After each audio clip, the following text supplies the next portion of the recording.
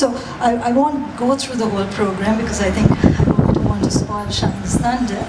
And if she misses out on a few things, I'll talk about the bikes and everything else she's doing. It's all about. Shan, over to you.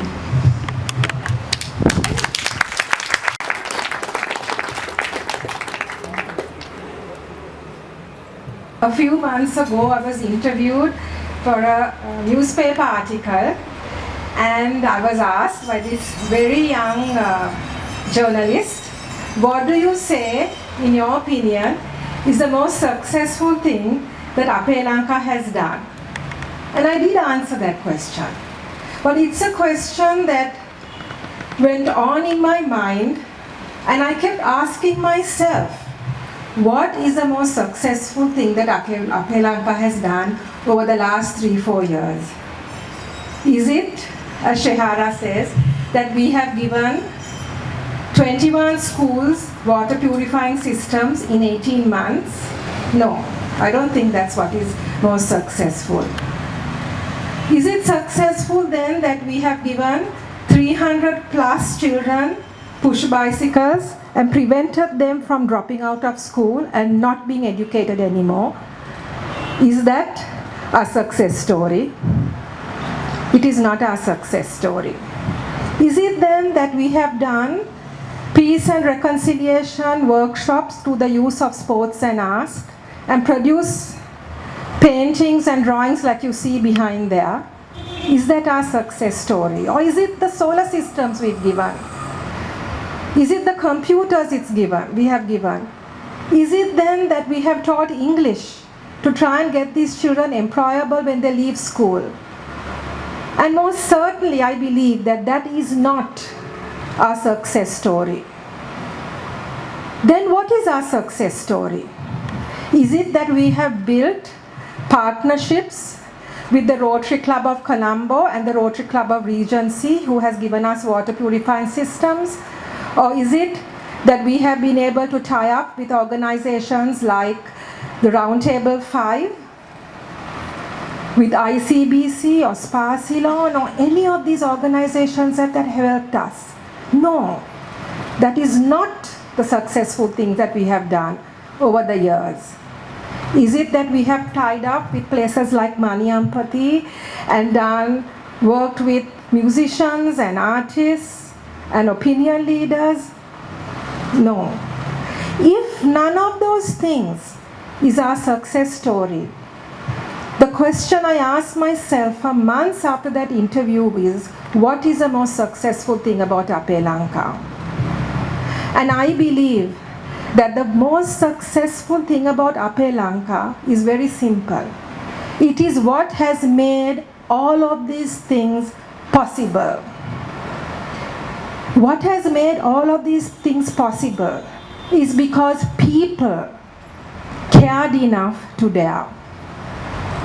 They cared enough to give of themselves, to give of their resources, to give of their time, to work one with the other in whatever way possible, to do what they can to help a people who are in need. I believe today that Sri Lanka is in crossroads like never before.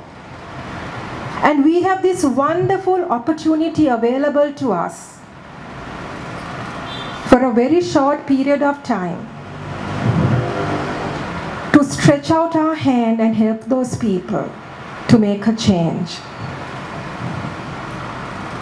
Are we going to be like the children of St. Thomas's College who walked into the field when they were playing a football match in Punahari and took off their shoes because they noticed that the children were playing barefoot?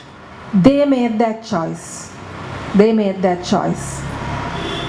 Are we going to be like little Dinesh Bhutani, my business partner's son, who was 5 years old, who overheard this conversation, me talking to his parents saying, children are dropping out of school.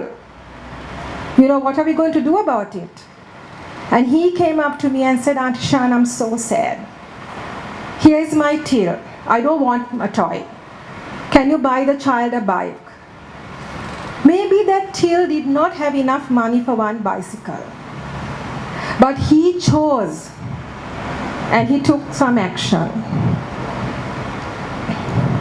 I remember very clearly that when we started this water project, and Mr. Krishnendran told me that there were 21 schools in Punahari that did not have safe, usable water, I just thought to myself, you know what, this cannot be done.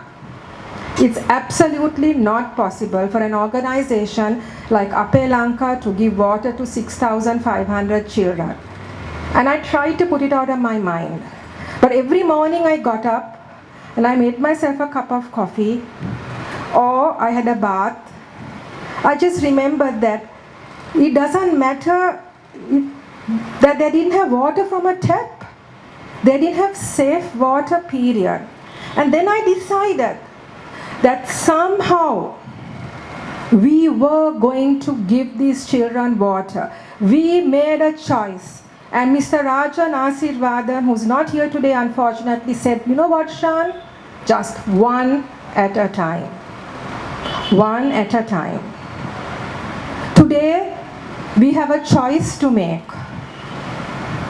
If an organization, if a people, if a society, if a village like Punahari stretch out their hand to us, we need to grasp it. We need to grasp it unconditionally. We need to grasp it with love. And we need to try to do what we can in any way possible to help these people. It's our choice. And that is the success story of Ape Lanka. A few weeks ago, or maybe a few months ago, when I went up to Punahari with Shehara, we had this meeting to try and work out what we were going to do in this one village that had 495 families, the GN division of Ponnavali. And the whole purpose was to find out from them what they need. At the end of the meeting, this lady came up to me and she gave me a hug. And she said, thank you. And I remember looking at her and saying, what are you thanking me for? I haven't done anything. And her answer was, because you care. Let's today take this window of opportunity available to us and let's create an Ape Lanka we are proud to call our home.